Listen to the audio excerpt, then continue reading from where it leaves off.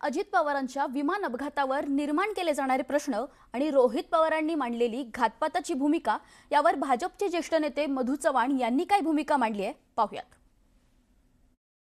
असं माननीय मुख्यमंत्र्यांनी सांगितलेलं आहे, दर 2 दिवसांनी 3 दिवसांनी पहिल्यांदा 3 दिवसांनी आम्ही आता जाहीर करणार आहोत, संशय निर्माण करणार आहोत त्यांच्या मृत्यूबद्दल। एक नॅरेटिव्ह सेट करायचा प्रयत्न करतात ते माझ्या बरोबर नाही। त्यांच्याकडे जर काय पुरावे असतील चांगली गोष्ट आहे, त्यांनी द्यावे ना। त्यांनी अशा तऱ्हेचं वक्तव्य करण्यापूर्वी आपल्या आजोबांना विचारले का की आजोबा माननीय शरद पवार म्हणाले की निव्वळ अपघात आहे, कोणी याचं राजकारण करू नये, तर त्यांचा नातूच राजकारण करतोय।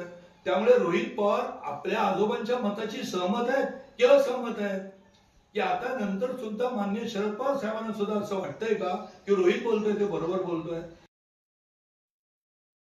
कोण राजकारणामध्ये सूड घेतोय? एखादा माणूस आपल्या राजकीय स्वप्नांच्या आड येत असेल आणि त्याचं त्या ठिकाणी लोकशाहीच्या मार्गाने त्याला आपला पराभव करता येत नसेल तर त्या ठिकाणी अच्छा हत्या केल्या जातात। मग संशयाची सुई त्यांच्या मनात जे नाव आहे ते बोलताना असं वाटतं की कोणातरी त्यांच्या मनात नाव आहे।